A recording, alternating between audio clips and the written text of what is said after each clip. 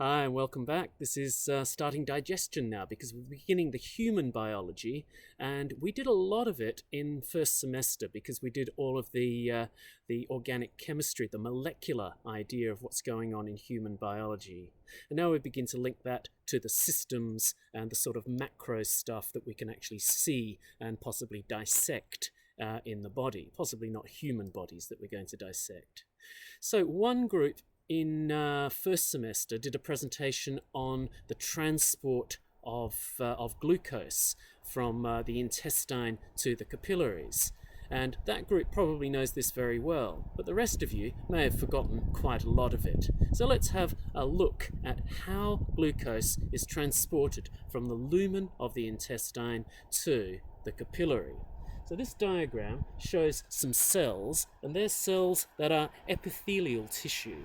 And the epithelial tissue is that very, very thin layer on the lining of the intestine. So here's the lumen of the small intestine, and this is probably the ileum. And the ileum is the second part of the small intestine. You'll remember the duodenum is the first part of the small intestine, where food, or what remains of it, is emptied out of the stomach into the first bit of the small intestine. And also, things going into the duodenum are all of the digestive enzymes that come from the pancreas, whether they be carbohydrases, proteases, or lipases, and also coming from the liver or from the gallbladder directly is the bile duct bringing bile.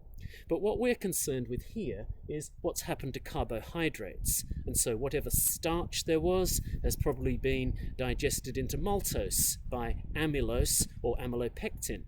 And what's happened to the maltose as a result of that has been digested by maltase. And what's probably around here now in the ileum are monosaccharides, such as glucose and maybe fructose and galactose and some other monosaccharides like that. So let's have a look now how it goes from the lumen of the ileum to the capillary. Now I haven't bothered to show the single layer of cells that forms the lining of the capillary, which is called the endothelium, and the reason I haven't bothered to show that is because substances like glucose will simply diffuse through that, so there's not much point showing that in this process because it doesn't really add anything to it.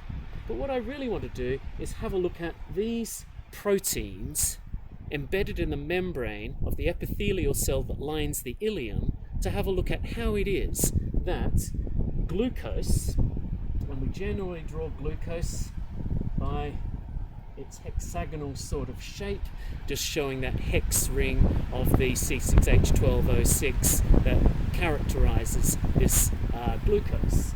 And so eventually the glucose is going to go from here through there to there. And it all starts with this, which is the sodium potassium pump. And with the sodium potassium pump, of course, it's constantly pumping away. It's also called sodium potassium ATPase because it breaks up ATP into ADP and inorganic phosphate. And it uses the energy harvested from that breakup of the ATP in order to place 3 sodium ions outside and 2 potassium ions inside the cell each time it undergoes one of those cycles. And that's pretty good. Now, the potassium doesn't actually matter all that much. So here's a potassium channel. And the potassium channel carries out facilitated diffusion. It simply allows potassium ions to flow down the concentration gradient from the high concentration that builds up inside the epithelial cell to the low concentration that exists because it's constantly being pumped in. So here's a cycle going on here with the potassium ions constantly flowing through there. And there's a cycle there because it doesn't particularly matter what the concentration of potassium is. But it does matter what the concentration of sodium ions is. So we've constantly got sodium ions being pumped out of here, 3 at a time with every cycle of the sodium potassium pumps. So here you've got a low concentration of sodium ions. And out here, you've got a high concentration of sodium ions. And of course, that's not just limited to here, it's also here. So you've got your high concentration of sodium ions here, you're constantly lowering concentration of sodium ions in here, which means that sodium ions will wish to, well, they won't wish to, but they will simply flow through this thing here. And so sodium ions will flow through here, and it takes 2 at a time. So 2 sodium ions will flow through here, but this is a symport. So this symport here, as it indicates, more than one thing goes through at a time, and it's a sodium glucose symport. And the energy provided by the sodium going through here, with its concentration gradient from high to low concentration as you'd expect it to, also each time 2 sodium ions go through, so does 1 glucose molecule. And so the glucose is therefore transported into the epithelial cell through this sodium glucose symport. This one up here is of course an antiport, because the potassium ions and the sodium ions travel in different directions. The sodium out of the cell and the potassium into the cell. So now we've got our concentration of glucose building up nicely in here. And eventually the glucose simply goes out of this GLUT2 transporter. And GLUT simply means glucose transporter. And there's several kinds of them. There's a GLUT5 that actually transports fructose. And fructose, yeah, it's different from glucose, but it's just an isomer. And there's a simple little enzyme in here, an isomerase, that can make fructose, which is C6H12O6, into glucose, which is just another form of C6H12O6. So this is simply one of the types of transporters that can transport glucose out of the cell. And it simply does it by facilitated diffusion. So now you've got your glucose going out of the cell, and it moves very easily into the capillary. Now, that part is facilitated diffusion. It is passive. It doesn't require any energy. The glucose simply travels from high concentration to low concentration. But in order to get the glucose in there at the start, you need this symport to work. Now, the symport is also passive. It also uses the concentration gradient. It uses the energy of the sodium ions rushing into the cell with the concentration gradient to carry the glucose in it.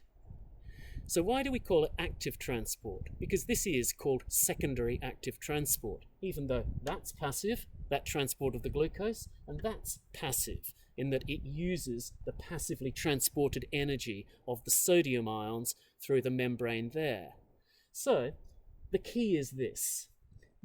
None of this happens if you don't get that concentration gradient of sodium ions built up by the sodium-potassium pump, that ATPase that's constantly using our ATP in order to build up the concentration of sodium outside and make such a low concentration of sodium ions inside the cell, so there's always that concentration gradient for sodium to rush into the cell carrying the glucose.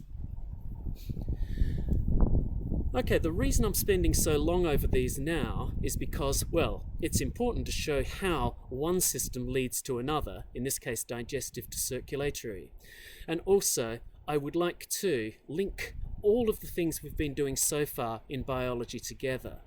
So we've just finished quite a long time of looking at evolution and the way so a simple mutation can lead to a new allele, and that can lead to variation and natural selection adding on that to maybe change the allele frequencies in populations. But this shown here with specific proteins encoded by specific genes shows you some mechanisms by which the gene expression of the human genome shows up in very small ways, but extremely important ways, because each of these proteins encoded by one more gene is just another example of a fairly important mutation that's occurred in the past to create these genes that encode these 4 things that enable us to transport glucose from the digestive system to the circulation. All right, thank you very much for watching this far. I hope you're having a good time with the digestion sheet, and I hope soon you'll be able to get on well to the gas exchange sheet. Bye-bye.